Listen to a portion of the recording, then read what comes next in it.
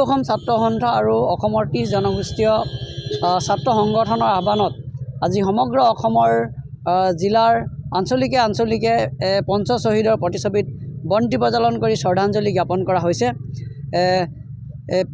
অহা কাইলৈ যি নৰেন্দ্ৰ মোদী অসমত আহিব, গতিকে নৰেন্দ্ৰ মোদী অসমত প্ৰৱেশ কৰা পৰিপ্ৰেক্ষিতত আজি পঞ্চ শ্বহীদৰ প্ৰতিচ্ছবিত বন্তি প্ৰজ্বলন কৰি আমি শ্বহীদক শ্ৰদ্ধাঞ্জলি জনাই ক'ব বিচাৰিছোঁ যে অসমত যি বলপূৰ্বকভাৱে নাগৰিকত্ব সংশোধনী আইন যি জাপি দিয়া হৈছে, এই আইনখন জাতিধ্বংসী আইন। গতিকে এই আইনখন অসমৰ জনগণে কেতিয়াও মনা নাছিল আৰু নামানে। এই আইনখন জাপি দিয়াৰ লগে লগে সমগ্ৰ অসমত প্ৰতিবাদ হৈছিল।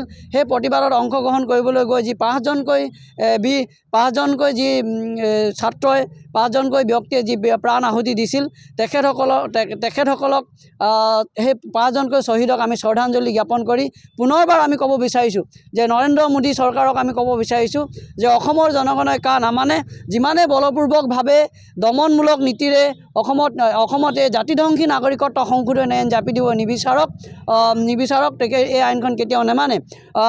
যি প্ৰযোজ্য কৰিবলৈ লোৱা হৈছে তাৰ লগে লগে সমগ্ৰ অসমত প্ৰতিবাদ হ'ব আৰু আহি থকা দিনবিলাকত সদৌ অসম ছাত্ৰ সন্থা আৰু অসমৰ 30 জনগোষ্ঠীয় ছাত্ৰ সংগঠনৰ আহ্বানত সমগ্ৰ অসমৰ গাঁৱে ভূঞে চহৰে নগৰে সকলোতে এই আন্দোলন জংগীভাৱে গঢ়ি তোলা হ'ব।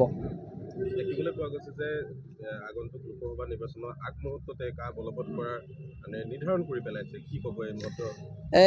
বিজেপি নেতৃত্বাধীন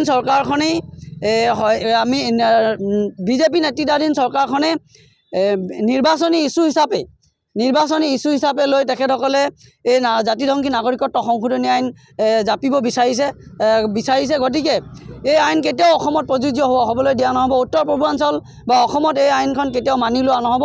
তেখেতসকলে যিমানে জোৰ জবৰদস্তিৰে আইনখন জাপি দিবলৈ নিবিচাৰক, তাৰ কাৰণে জংগী আন্দোলন হ'ব।